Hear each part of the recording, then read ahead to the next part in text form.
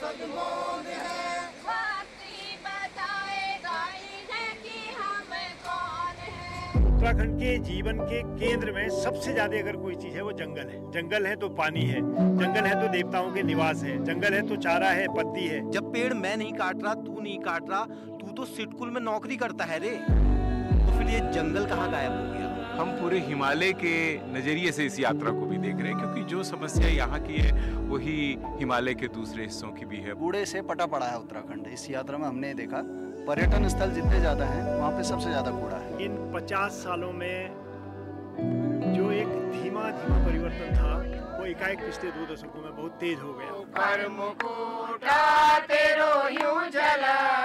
छलकी गल गंगे की धारा मेरे कोट अभियान जारी रहेगा, जारी रहेगा, जारी रहेगा। नमस्कार, मैं हूं सुशील बहुगुणा। आधुनिकता की अंधी दौड़ में हमारे ग्रामीण इलाके किस तरह से पिछड़ते जा रहे हैं और किस तरह हम अपनी जड़ों से दूर होते जा रहे हैं, ये हम लगातार बीते कई सालों से देखते आ रहे हैं। ये बात पूरे हिंदुस्तान पर लागू होती है, हिंदुस्तान के हर गांव पर लागू होती है जो इस आधुनिकता की दौड़ में कहीं अपने आप को पिछड़ा हुआ पा रहा है और फिर उस दौड़ में शामिल होने पर अपनी जड़ों को भी खोता जा रहा है। हिमालयी इलाकों की बात करें तो ये बात और भी सच लागू होती है और भी ठीक लागू होती है, क्योंकि हिमालयी इलाकों में जो ग्रामीण लोग हैं उनके सामने चुनौतियां मैदानी इलाकों के मुकाबले कहीं ज़्यादा बड़ी हैं। और यही वजह है कि हमें ये समझने की ज़रूरत है कि हिमालयी इलाकों में आखिर ऐसा क्या अलग हो रहा है जो उनके सामने चुनौतियों को इतना बड़ा बना रहा है। इसे कई पहलुओं से समझने की कोशिश की गई है, अलग अलग रिसर्च से जुड़े शोध संस्थानों की ओर से, अलग अलग जो समाज वैज्ञानिक हैं उनकी ओर से और कई अन्य विश्वविद्यालयों की तरफ से। ऐसी ही एक बहुत अनूठी कोशिश पिछले 50 साल से हो रही है। 1974 से ये जो कोशिश लगातार चल रही है, इसका नाम है अस्कोट आराकोट अभियान। कुछ युवा उत्साही साथियों ने 50 साल पहले उत्तराखंड के 1000 किलोमीटर के इलाके को पैदल नापना शुरू किया और वो वो अभी आज तक वो लगातार बदस्तूर जारी है वो मुहिम। और इस साल भी 1974 के बाद 1984, 1994, 2004, 2014 और 2024 में उन उत्साही साथियों की संख्या बढ़ती गई। उनमें से कई उम्र के आगे काफ़ी अब बुजुर्ग भी हो चुके हैं, लेकिन उन्होंने अपनी वो कोशिशें छोड़ी नहीं हैं। ये जो कोशिश है इस बार भी हुई और अब ये कोशिश अपने अंतिम चरण में है।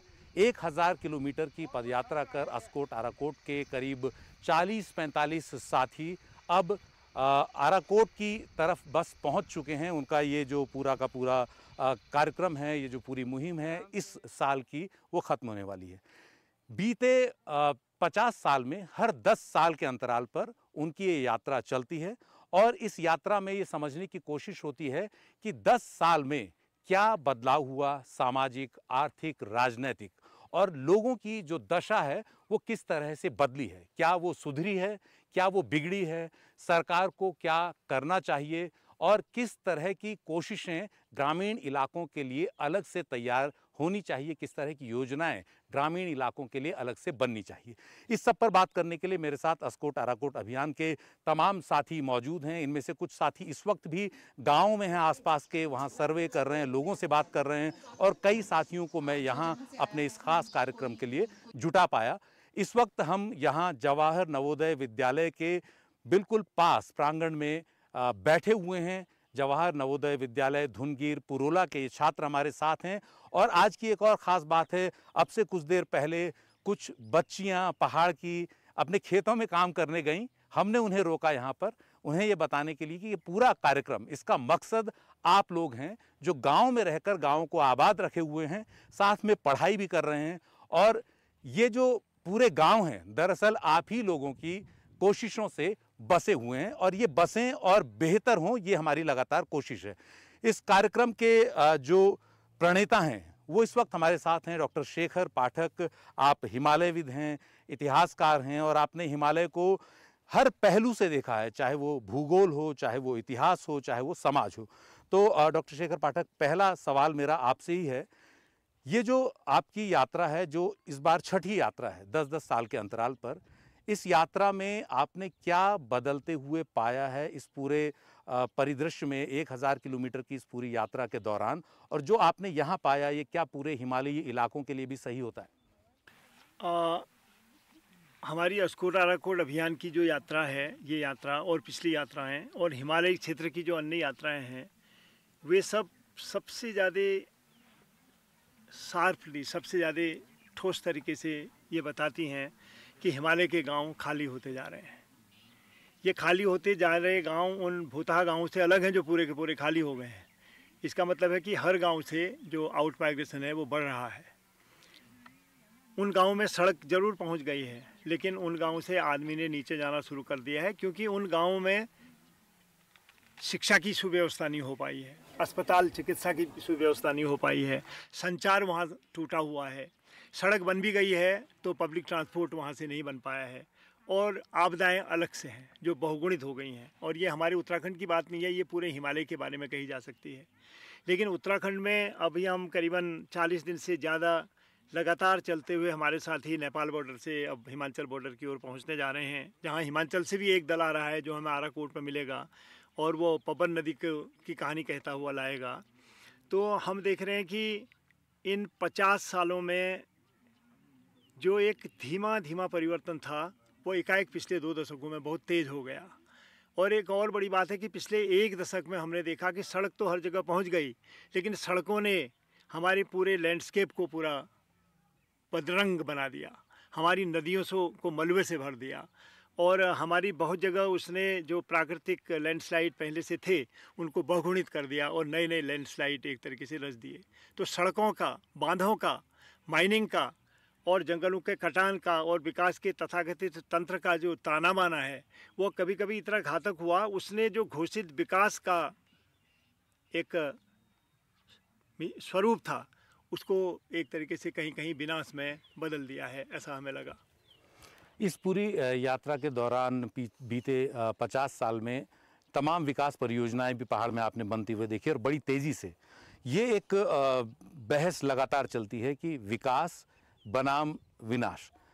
क्या आपको लगता है कि जिस तरह का विकास हो रहा है उसमें कहीं कुछ बदलाव किए जा सकते हैं कि लोगों को विकास का भी पूरा फ़ायदा मिले और लोगों की जो ग्रामीण परिवेश है उसको भी हम बचा कर रख सकें, बेहतर बना सकें, लोगों को अपने घर छोड़ने को मजबूर ना होना पड़े, हम जिन्हें घोस्ट विलेजेस कहते हैं वो अब धीरे धीरे कम हों? सुशील, यह एक बहुत कठिन सपना है, लेकिन ये असंभव नहीं है।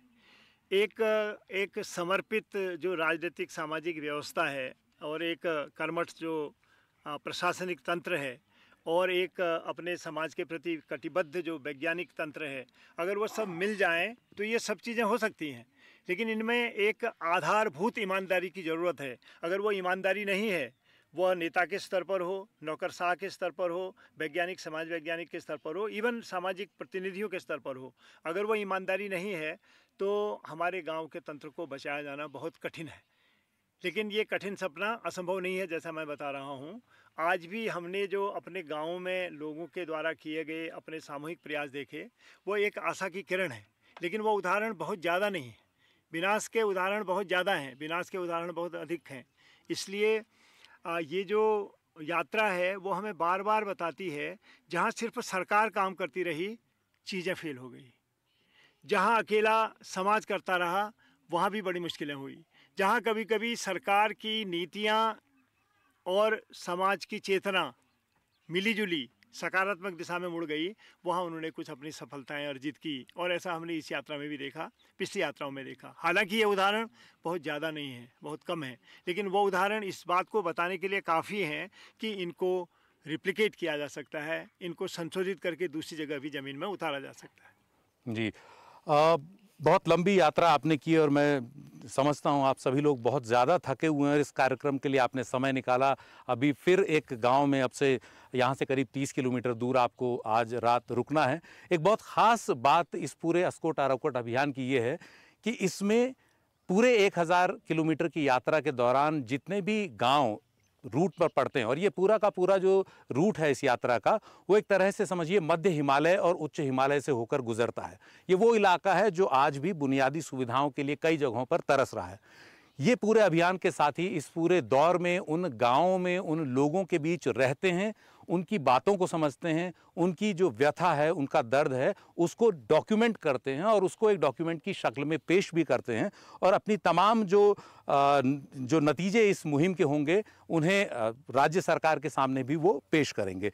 मैं एक और इस कार्यक्रम की साथी हैं, मैं सबसे पहले आपका नाम जानना चाहूँगा, और दूसरा मैं जानना चाहूँगा कि आपने एक और नज़रिए से देखा होगा इस पूरे दौर में महिलाओं की स्थिति पर्वतीय प्रदेश में, खासतौर पर ग्रामीण इलाकों में किस तरह की आज की स्थिति में आपको दिखती है? मैं माया चिलवाल और इस यात्रा की सहयात्री शुरुआत से ही पांगू से जुड़ी हुई हूँ।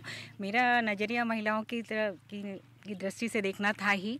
इस यात्रा में मुझे लगा कि हमारी जो बच्चियां हैं वो शिक्षित तो हो रही हैं, पर एक स्किल जो उनको मिलना चाहिए वो नहीं मिल पाया। जो उनके पारंपरिक उद्योग थे जिसमें वो उनका, जैसे कि हमारे यहाँ दन बुनना होता है, कालीन बुनना होता है, वो सब चीज़ कहीं लुप्त हो जा रही हैं। और हमसे बीच में यहाँ महिलाओं से बात करने में ये पता चला कि उनकी रोजगार की भी इच्छा उत्पन्न हो रही है। ये सब चीज़ें भी देखी और बहुत अच्छा महिलाओं का सशक्तिकरण भी देखा, जिसमें हमने एक बेहतरीन उदाहरण मुंशियारी की सरमोली बहनों का देखा, जिसमें उन्होंने बहुत अच्छी तरह से जो हमारा होम स्टे है, जो उसका जिस थीम पे वो बना है, वो थीम पे उनको कार्य करते हुए भी हमने देखा, और वो किस तरह से धरातल पे उतारा उनका स्ट्रगल भी हमने देखा। तो वहाँ देखा कि महिला सशक्तिकरण की ओर बढ़ रही है, पर ये कुछ एक उदाहरण है। लेकिन अन्य क्षेत्रों में हम देखते हैं कि बहुत उदासीनता भी हमें दिखाई दी। महिलाएँ मतलब लड़कियों को पढ़ा लिखा रहे हैं, लेकिन उनको अपने लड़कों की अपेक्षा उतना ज़्यादा बड़ा फील्ड नहीं दे रहे हैं जितना लड़कों को दे रहे हैं कि वो स्किल डेवलप करें, या कोई इंजीनियरिंग करने जा रहा है, डॉक्टरी करने, कुछ एक उदाहरण ऐसे छोड़ दिया जाए तो लड़कियां अभी सिर्फ ग्रेजुएशन जैसे बीए कर लिया, एमए कर लिया, और माँ बापों के फाइनली दिमाग में है कि इनको हमने पढ़ा शिक्षित तो कर दिया है, पर इनकी शादी कर दी जाए, और वो उनसे अपनी जिम्मेदारियों से मुक्त हो जाते। एक ये बहुत बड़ा डिफरेंस देखा।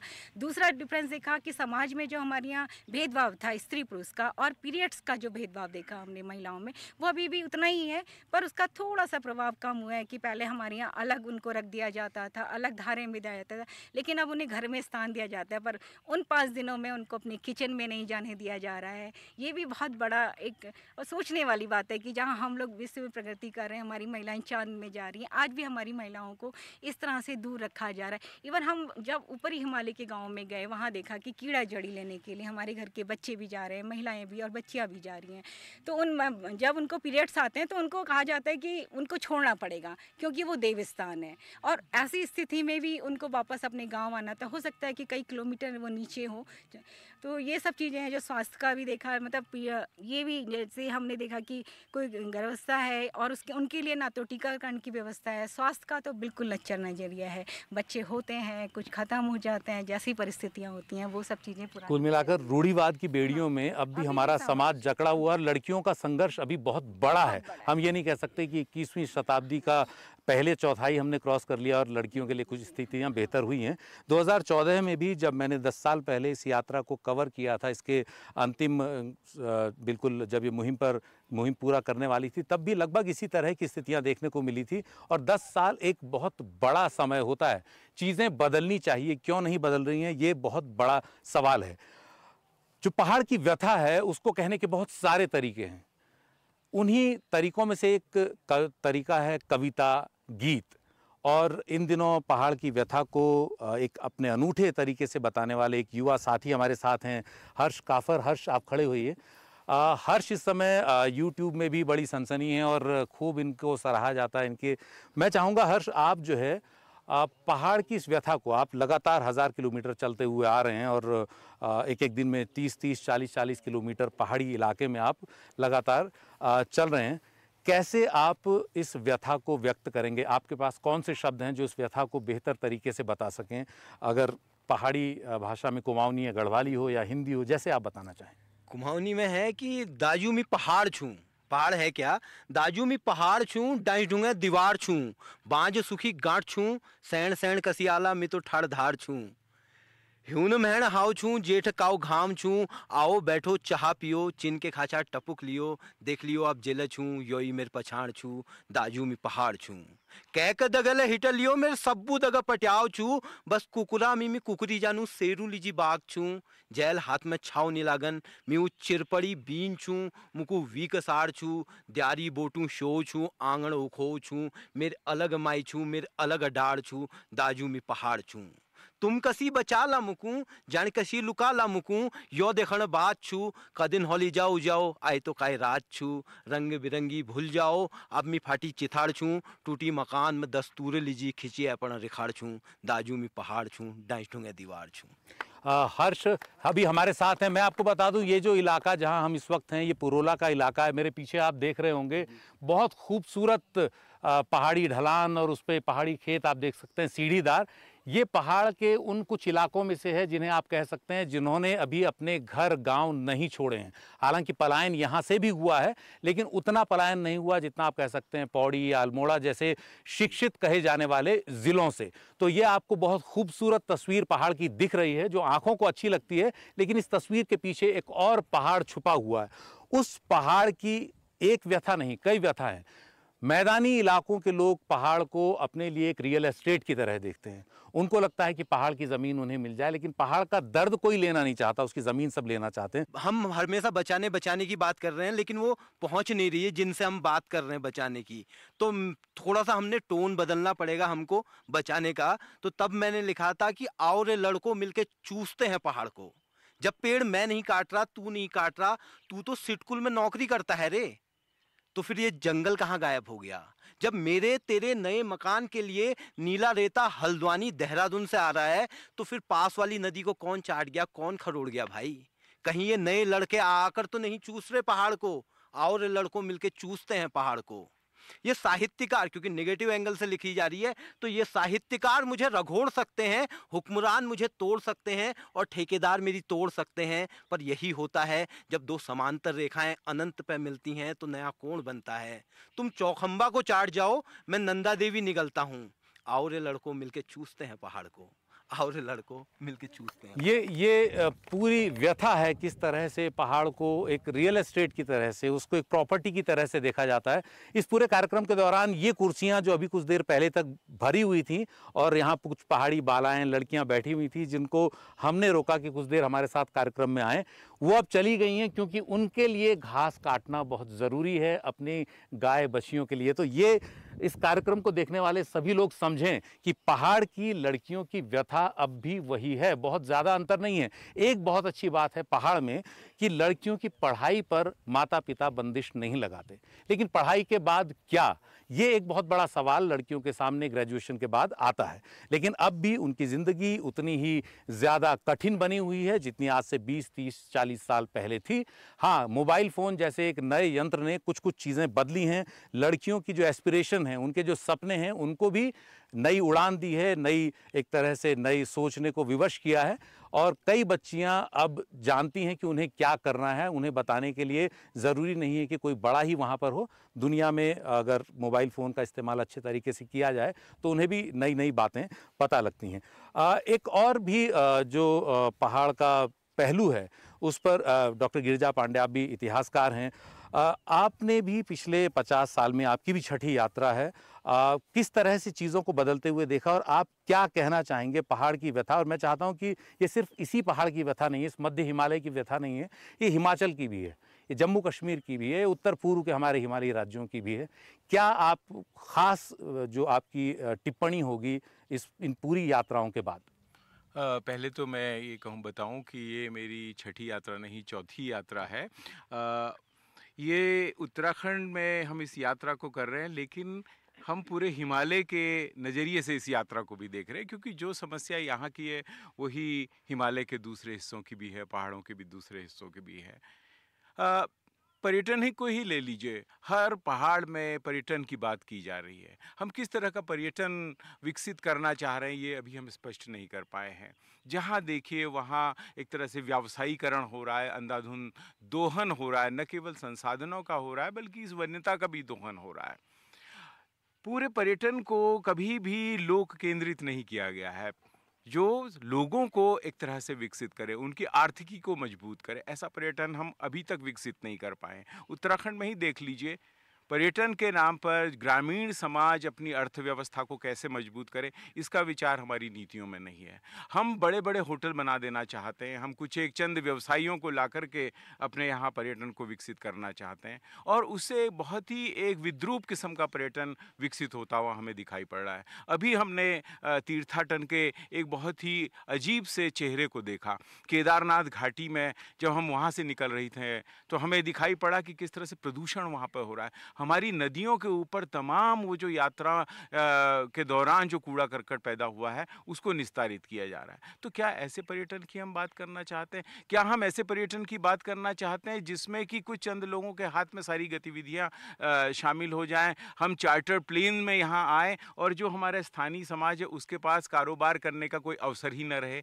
या कि हम ये चाहते हैं अपने ग्रामीण समाज में ग्रामीणों को लेकर के ग्राम सभाओं के माध्यम से हम पर्यटन विकसित करें?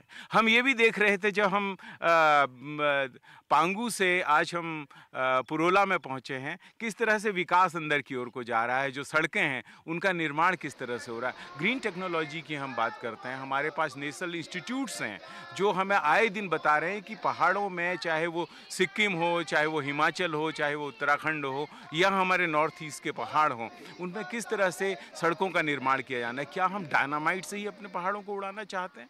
क्या हम उसके मग को सीधे नदी में डाल देना चाहते हैं ताकि इस मानसून में वो बह करके नीचे आए और फिर हमारे ही शहरों को, हमारे ही गांवों को लील ले? तो ये दृश्य भी हमें दिख रहा है। हमें सोचना होगा कि हम किस तरह का विकास लाना चाह रहे हैं, किस तरह का पर्यटन लाना चाह रहे हैं, किस तरह की शिक्षा लाना चाह रहे हैं। हमें इस यात्रा में, इससे पुरानी यात्राओं में उदासी तो बहुत दिखी है, आज भी उदासी दिख रही है, लेकिन मुझे लगता है कि कहीं ना कहीं उम्मीद की भी कुछ किरणें हमें इस बार की यात्रा में दिखी।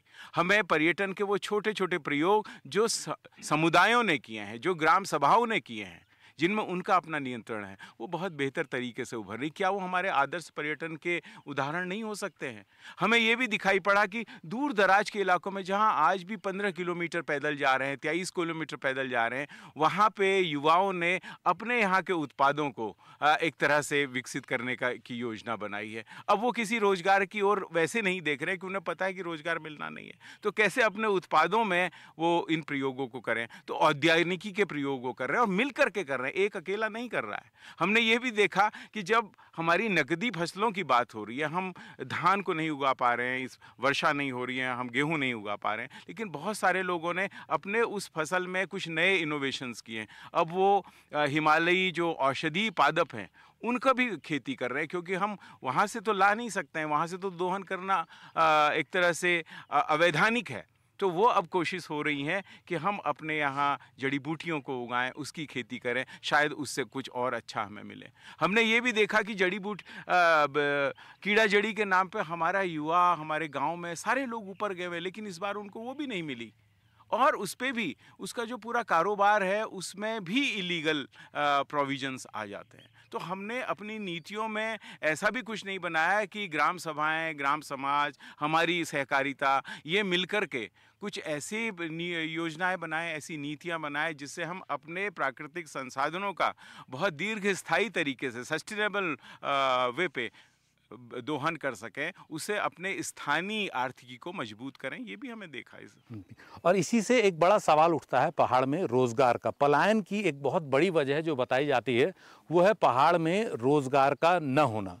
पहाड़ के युवा पढ़ने के बाद अक्सर बहुत कम पैसे की नौकरी के लिए दिल्ली, देहरादून, हरिद्वार, चंडीगढ़, मुंबई जैसे शहरों में जाते हैं।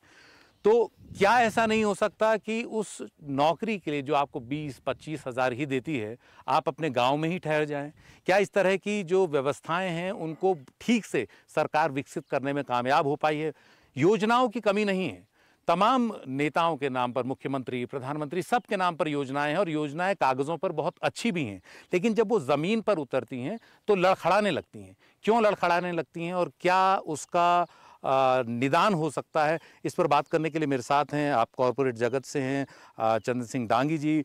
आपने सर कॉरपोरेट की दुनिया भी देखी और आप पहाड़ की ये कहें कि धूल भी फाँक रहे हैं ये जानने के लिए कि पहाड़ किस अवस्था में है। क्या कहेंगे पहाड़ के युवाओं के लिए? क्या हम रोजगार का इंतजाम उनके घर गांव में नहीं कर सकते कि उनको छोटी मोटी नौकरी के लिए बाहर धक्के न खाने पड़े? बिल्कुल सही कहा, क्योंकि नौकरियां सबसे पहले तो है नहीं, और यहाँ पे जो नौकरियां पहले हुआ करती थी, अधिकतर लोग मिलिट्री में जाते थे, तो वो भी अब 4 साल की जो योजना बनाई है उसके तहत लगभग ख़त्म है। और जो जहाँ तक शिक्षा का है और यहाँ की स्किल का है, क्योंकि आप देखेंगे शहरों में ही जो बड़े विद्यालयों में, यहाँ तक कि आईआईटी में, अभी एक रिपोर्ट के अनुसार 38% आईआईटीएन इस साल बेरोज़गार हैं। तो आप कल्पना कीजिए कि इस पहाड़ में इतने दूरस्थ दुर्गम स्थान में जहाँ पे स्कूल्स हैं, बच्चे हैं लेकिन टीचर्स नहीं हैं, और सरकार की योजनाएं हैं जो सिर्फ कागज़ों पे हैं या फिर दीवारों पे छपे हुए हैं।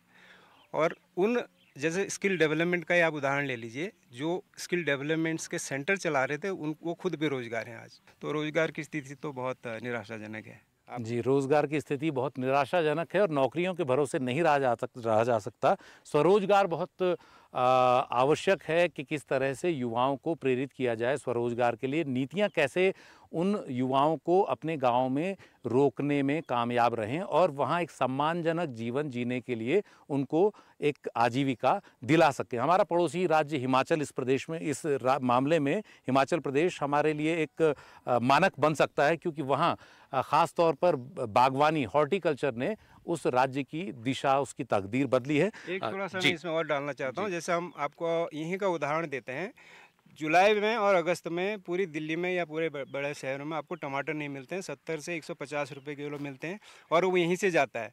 और यहाँ पे क्या भाव बिक रहा है? वो 70 रुपये का 20 किलो। तो आप ये मान लीजिए कि जो यहाँ पे 2.5, 3, 4 रुपये किलो मिल रहा है, बिचौलिया उसको खा रहे हैं, तो उसमें सरकार की नाकामी है और किसकी है? और ऐसे ही दूसरे भी उत्पाद हैं जिसमें यहाँ के उत्पादक को, यहाँ के किसान को कुछ ही नहीं मिल रहा है। जी बिल्कुल, हमने देखा। और इन दिनों ख़ास तौर पर जब खेतों में धान लग रहा है तो टमाटर की भी खूब खेती इस समय हमने देखी। और दिक्कत अधिकतर लोगों ने यही बताई कि जब वो मंडी में बेचने के लिए जाते हैं तो उनको अच्छा दाम उसका नहीं मिलता, और वही चीज़ जब दिल्ली या दूसरे शहरों में बिकती है तो जिस दाम पर उन्होंने बेचा उससे 10 गुना दाम पर वहाँ उपभोक्ता उसका पैसा दे रहा होता है। तो ये बीच का पैसा कौन ले जाता है? ये आदमी कौन है और ये सरकार क्यों मौन है? ये बहुत बड़ा सवाल है। सरकारों को लगता है कि शायद उनकी आलोचना हो रही है। ये आलोचना दरअसल नहीं है, ये एक तरह का आईना है जिसमें हमें भी देखना है और सरकारों को भी देखना है, ताकि लोगों की, जिनके बल पर हमारी सरकारें हैं, उनकी स्थितियों को बेहतर किया जा सके। पर्यावरण की बात हो रही है। मैं शेखर, आप बहुत थके हुए, मैं चाहता हूँ कि थोड़ा सा आप खड़े हो जाएं और इस हिमालयी परिदृश्य में आप हिमालय की तरह जो है कुछ वो बातें कहें जो क्लाइमेट चेंज को लेकर आप लगातार कहते हैं। क्लाइमेट चेंज पूरी दुनिया के सामने बहुत बड़ी समस्या है। उत्तराखंड के सामने ही ऐसा नहीं है कि सिर्फ उत्तराखंड के सामने हो। क्या आपकी पिछले 50 साल में ऑब्जर्वेशन है क्लाइमेट चेंज को लेकर, चाहे वो हमारी नदियां हों, चाहे वो हमारे ग्लेशियर्स हों? जो पिछली शताब्दी थी उसके जो आखिरी 2 दशक थे उनमें हम लोग पकड़ नहीं पा रहे थे कि जलवायु परिवर्तन हो रहा है, लेकिन जलवायु परिवर्तन तो हो रहा था। इतना ही मान सकते हैं कि उसकी गति धीमी रही होगी। मेरे ख्याल में 1990 के बाद ये बदलाव शुरू हुआ, जिसको हम लोग नहीं स्पर्श कर पाए, खास तरीके से हिमालय में। लेकिन नई सहस्त्राब्दी के शुरू होते होते हमारे भूवैज्ञानिकों ने और हमारे जो ग्लेशियरों के विशेषज्ञ हैं उन्होंने ये कहना शुरू किया कि हमारे यहाँ जो मेल्टिंग है वो ज़बरदस्त तरीके से ज़्यादा हो रही है और जो ग्लेशियर्स हैं वो रिस्टोर नहीं हो रहे हैं। एक मौसम के बाद वो पीछे को खिसक रहे हैं और मोरेन की संख्या बढ़ रही है।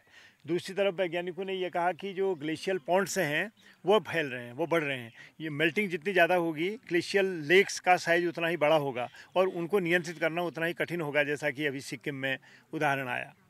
तो क्लाइमेट चेंज एक सच्चाई है, एक नग्न सच्चाई है। उसको अब आम किसान भी समझने लगा है, उसको प्रकृति भी समझने लगी है। बुरांस के पेड़ को अंदाज ही नहीं आता है कि उसको दिसंबर में खिलना चाहिए, फरवरी में खिलना चाहिए, जनवरी में खिलना चाहिए, मार्च में खिलना चाहिए। काफल को अंदाज नहीं आ रहा है उसको पकना कब चाहिए, क्योंकि मौसम इरेटिक है बिल्कुल। खेती के लिए मुश्किलें हो रही हैं। पिछली बार उत्तराखंड के बहुत सारे जगहों में गेहूँ जो है वो उगा ही नहीं, क्योंकि उसके बाद बारिश नहीं हुई। इस साल का आंकड़ा ये है कि पूरे हिमालय में मात्र 10% जो है बर्फ़ गिरी है, 90% बर्फ़ नहीं गिरी है। नदियों का पानी इतना कम हो गया है, स्रोत सूख रहे हैं। और हमने बताया ना कि 18 दिन तक हमने लगातार आग देखी अपने इलाके में, जिसको बुझाने में हम फेल हो गए। और कोई समाज अकेला आग नहीं बुझा सकता है, और कोई वन विभाग भी अकेला नहीं बुझा सकता है। संयुक्त मोर्चा बनाने में सरकार और समाज दोनों फेल हो गए। तो क्लाइमेट चेंज एक नग्न सच्चाई है। वह जंगल के माध्यम से बोल रही है, वह खेती के माध्यम से बोल रही है, वह पानी के माध्यम से बोल रही है, वह बायोडाइवर्सिटी का जो लॉस है उसके माध्यम से बोल रही है। पता नहीं कितनी प्रजातियां हमारी ख़त्म हो गई है। और सबसे ज़्यादा वो हायर हिमालय का जो बिहेवियर है उससे बोल रही है। उत्तराखंड के जीवन के केंद्र में सबसे ज़्यादा अगर कोई चीज़ है वो जंगल है। जंगल है तो खेती है, जंगल है तो आपका हॉर्टिकल्चर है, जंगल है तो जड़ी बूटी है, जंगल है तो पानी है, जंगल है तो देवताओं के निवास हैं, जंगल है तो चारा है, पत्ती है, जंगल है तो मशरूम है, जंगल है तो एक तरीके से आप यात्राओं में जाते हैं उन्हीं जंगलों से होते हुए, जंगल है तो ऑक्सीजन तो है ही, और जंगल है तो एक तरीके से हमारे तरह तरह के संसाधन एग्रीरियन इम्प्लीमेंट से लेके आपकी बहुत सारी और चीज़ें जंगल से हमें मिलती हैं। तो जंगल की इस केंद्रियता को हम आज़ादी के बाद तो भुला ही दिया। हमारे से ज़्यादा जो जिनको देना पड़ा, कीमत देना पड़ा, वो जनजातियाँ थी जो जंगलों में हमसे ज़्यादा निर्भर थी। मध्य भारत की जनजातियाँ, पूर्वोत्तर की जनजातियाँ, वो हमारे उत्तराखंड और नेपाल के मुकाबले और ज़्यादा जंगलों पर निर्भर थी। तो ये हम पेरीफेरी में रह गए, उसके बहुत सारे बहाने थे। जब हमारे पूर्वजों ने लड़ाइयाँ शुरू की, जंगल सत्याग्रह किया 20s में, और उसके 50 साल बाद फिर उन्होंने लड़ाई शुरू करने की, तो चिपको आंदोलन के रूप में आया। उसकी भी डिमांड ये थी कि वनवासियों के हैं और वनों के अधिकार जो हैं उनको जो है ताज़ा किया जाना चाहिए, उनको फिर जनता को समर्पित किया जाना चाहिए, और जंगल केंद्रित उद्योग वगैरह होने चाहिए। लेकिन उसमें भी अंततः सरकार फेल हुई और समाज फेल हुआ। इतना बड़ा चिपको आंदोलन जिसके 50 साल मनाते हुए हम आ रहे हैं, उसने दुनिया भर के एजेंडे में जो है, सरकारों के एजेंडे में पेड़ों को ला दिया, जंगलों को ला दिया, वनों को ला दिया। लेकिन वनों का हमारा जो प्रश्न था वो अभी तक नहीं सुलझा। उसको सुलझाने के लिए एक बहुत ही संवेदनशील राजनीति की ज़रूरत थी, और वो राजनीतिक इच्छा हमारे यहाँ दुर्भाग्य से कभी भी प्रकट नहीं हो पाई। इसलिए जंगल का इशू आज भी लटका हुआ है, और जंगल की तरह ज़मीन का इशू आज भी लटका हुआ है, और ज़मीन की तरह पानी का इशू आज भी लटका हुआ है। तो 3 जो बड़े बुनियादी संसाधन हैं, जल, जंगल, ज़मीन, और जिनसे फाइनली वाइल्डरनेस हमारी बनती है, प्राकृतिक सौंदर्य बनता है, ये 4 के 4 एक तरीके से सरकार के एक तरीके से कब्जे में है। सरकार उसमें किसी जनता को नहीं घुसने देना चाहती है। हम ये कहते हैं कि जनतंत्र में, और ख़ास तरीके से हिमालय के पूरे परिदृश्य को देखते हुए, जब तक आप जल, जंगल, ज़मीन के मामले को पार्टिसिपेटरी नहीं बनाओगे, जनता के हकों की कदर नहीं करोगे, और जनता को अपनी बात कहने का अधिकार नहीं दोगे, तब तक इसके समाधान नहीं निकलेंगे। इस कार्यक्रम में हम बने हुए हैं, हमारे साथ हमारे मेहमान हैं। एक छोटा सा ब्रेक लेते हैं, लौटते इस ब्रेक के बाद। क्या हुआ जो कुर्सियां बेजान संसद मौन है, 18 कोट अभियान जारी रहेगा, जारी रहेगा, जारी रहेगा। क्या हुआ जो कुर्सियां बेजान संसद मौन है, 18 कोट अभियान जारी रहेगा, जारी रहेगा, जारी रहेगा। इस खास कार्यक्रम में हम बात कर रहे हैं एक खास मुहिम की, अस्कोट आराकोट अभियान, जिसके तहत उत्तराखंड में अस्कोट से लेकर जो नेपाल बॉर्डर पर है, आराकोट तक जो हिमाचल के बॉर्डर पर है, 1000 किलोमीटर से अधिक की पैदल यात्रा मध्य हिमालय से होकर होती है, जिसमें 1000 मीटर से लेकर 5000 मीटर तक लोग स्वेच्छा से चलते हैं और डॉक्यूमेंट करते हैं कि कैसे 10-10 साल के अंतराल पर स्थितियां बदली हैं। हमारे साथ कुछ छात्र भी हैं यहाँ नवोदय विद्यालय के, उनसे भी बात करने की कोशिश करते हैं कि उनके क्या सपने हैं और वो जिस नज़रिए से देखते हैं चीज़ों को, उसमें क्या कुछ और नया होना चाहिए। आपका क्या नाम है और आप क्या बोलना चाहते हैं? सर, मेरा नाम आदित्य चौहान है। सर, मैं जवाहर नवोदय विद्यालय का छात्र हूँ। सर, मैं जो कहना चाहता हूँ सर, कि जो हमारे राज्य, हमारे देश के जो प्रतिनिधि हैं, जब उनकी बातें सुनता हूँ कि वो कहते हैं कि प्रतिवर्ष जो हमारे जंगलों में आग लगती है, कि हमें उसको डटकर सामना करना है, हमें उसके नई तकनीकों से सामना करना है। सर, मैं ये कहना चाहता हूँ सर, हमें उसका सामना क्यों करना है सर, हमें उसका समाधान भी तो निकालना चाहिए सर। हर वर्ष आग लग रही है सर, आप देखोगे सर जंगल पूरे लाल हो गए सर, पेड़ सूख गए हैं सर। दिखाएं तो ये जो जंगल आप देख रहे हैं, हरे जंगलों के बीच में ये जो भूरे से पेड़ हैं, ये दरअसल इनका रंग ऐसा नहीं है, ये आग से हुए हैं। आप देख सकते हैं इस जंगल से कितनी भीषण आग इस जंगल पर लगी होगी। वो जो दावानल रहा होगा वो कितना खतरनाक रहा होगा, जिसने इसकी पूरी तस्वीर बदल दी। बहुत अच्छी बात आपने कही कि हमें समाधान की तरफ सोचना चाहिए। इस यात्रा में कई युवा साथी भी रहे। आपने भी ये यात्रा की है पूरी, क्या आपका उद्देश्य था और क्या आपने ख़ास बात इस यात्रा के दौरान जो है जानी या आपको समझ में आई? अपना नाम पहले बताइए। जी, मेरा नाम गायत्री बेरी है। मैं फ़िलहाल अभी दिल्ली यूनिवर्सिटी से इंग्लिश लिटरेचर में पीएचडी कर रही हूँ। मैं यहाँ मेरा पीएचडी का जो टॉपिक है माइग्रेशन और कुमाऊं के ऊपर है। तो मैं ये देखना चाहती थी कि यहाँ पलायन की क्या स्थिति है। पर पलायन की स्थिति के साथ मैंने यहाँ जो देखा, शिक्षा के ऊपर देखा, तो शिक्षा का यहाँ हाल काफ़ी बहुत ख़राब है। जहाँ हम बहुत कनार वैली गए थे, वहाँ स्कूल में टीचर ही नहीं थे। 2 टीचर थे लेकिन वो आते नहीं थे। तो पर हम ऐसे ही और कुछ गाँव में गए तो एक जो टेक्नोलॉजी का प्रयोग है उसमें मैं थोड़ा सा प्रकाश डालना चाहूँगी, क्योंकि टेक्नोलॉजी आ तो गई है लेकिन उसका जो सदुपयोग हो सकता है वो हो नहीं पा रहा है। जैसे कि एजुकेशन में हो सकता है। तो हम एक गांव में गए थे बैकवर्ड, वहाँ एक 10th क्लास की लड़की थी डिम्पल के पॉप की फ़ैन थी, कोरियन पॉपुलर कल्चर के पॉप सॉन्ग सुनती है। लेकिन अभी भी उस गांव में पीरियड्स होते हैं तो उन्हें धारे में नहाने अलग से जाना पड़ता है। तो वो कह रहे थे कि दीदी आप कुछ कर सकते हो। उन्हें लगा शायद हम गवर्नमेंट से हैं, कुछ कर सकते हैं। दीदी आप कुछ कर सकते हो तो हमारे लिए एक सेपरेट बाथरूम बना दो ताकि हम वहाँ पीरियड्स के टाइम पे अपना नहा लें। तो एक तरीके से हमें पूरा ग्लोबल उन्हें एक्सपोजर मिल रहा है, के पॉप सुन रहे हैं, but at the same time उनको वहाँ अभी भी ये जो रूढ़िवादी जो अभी भी हैं ये चीज़ें, उन्हें अभी भी ये सब झेलना पड़ता है। और अगर हम एजुकेशन के लिए अगर हम टेक्नोलॉजी का अच्छा यूज़ कर सकते हैं, क्योंकि आजकल सारी मुट्ठी आपके हाथ में अपने फ़ोन में है, वो अगर कोई यूज़ कर पाए, कोई एक गाइडेंस देने वाला हो, कोई यहाँ अगर करना चाहे असली में, तो वो एक चीज़ है जिस पर थोड़ा सा ध्यान दिया जा सकता है। आपका क्या नाम हुआ और आपने क्या ख़ास देखा या क्या ख़ास पाया इस यात्रा में? मेरा नाम विकास सिंह केमवाल है। मैंने 2 पॉइंट विशेष तौर पर गौर किए हैं। जब हम गोपेश्वर से मंडल की तरफ चल रहे थे तो सिरोखा में एक गांव पड़ा था और उसके बाद उखीमठ से हम गए थे किमाड़ा एक गांव है जो आपदा 2013 में जो आपदा आई थी केदार घाटी में, तो उसमें प्रभावित रहा। मैंने दोनों जगह एक कॉमन बात देखी, एक बुढ़िया आंटी घर में बैठी हैं और मैं उनसे पूछता हूं कि वो अपने नातियों से कब मिलती हैं, उनके नाती कब आते हैं उनके पास, तो उनका कहना है कि छुट्टियों में वो आते हैं और बातचीत होती है शाम को। ये सब बताते हुए उनकी आँखों में जो चमक है वो मुझे बहुत प्रभावित करती है। तो मैं ये देखता हूँ अपने स्तर पर कि केदार घाटी में इतनी बड़ी आपदा हुई, ढेर सारे लोग हैं जिनके लिए वो आपदा एक बहुत बुरा स्वप्न हो सकता है, लेकिन हमने एज ए सोसाइटी उसमें क्या किया?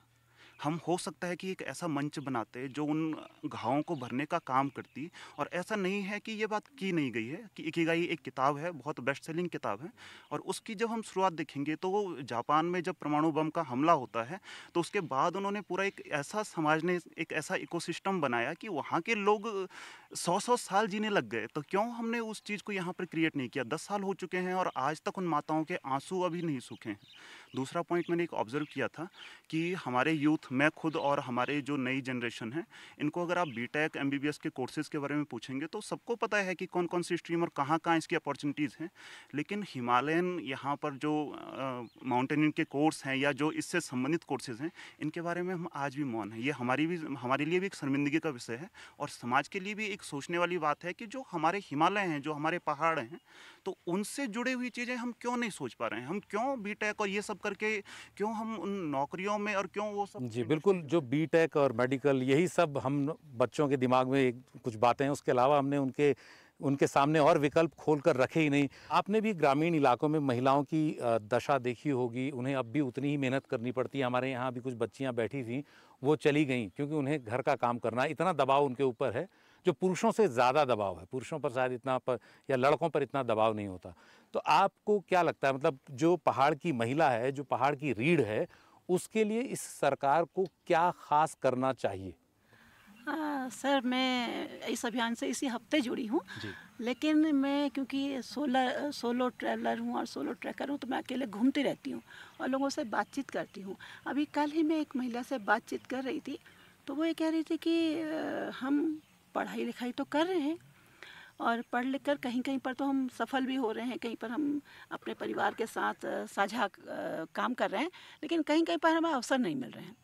तो बहुत सारी ऐसी दिक्कतें हैं। अब इसमें सरकार ही कुछ जिम्मेदार है या हम भी जिम्मेदार हैं। मुझे लगता है कि हमारा पूरा एक समाज इसके लिए मिलजुल कर काम करे तो शायद हो। आप क्या कहना चाहेंगे? आपने भी डांगी सर के साथ पूरी यात्रा की है, आपका भी कुछ विशेष टिप्पणी, कुछ विशेष राय इस पूरे यात्रा के बाद? हाँ, मुझे ये लगता है कि यहाँ पे पढ़ाई तो लड़कियों को मिल रही है।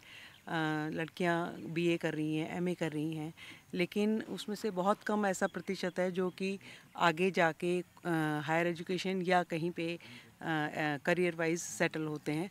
मैक्सिमम जो लड़कियां हैं उनकी शादियां हो जाती हैं, उन पे दबाव होता है कि अब शादी करनी है करके।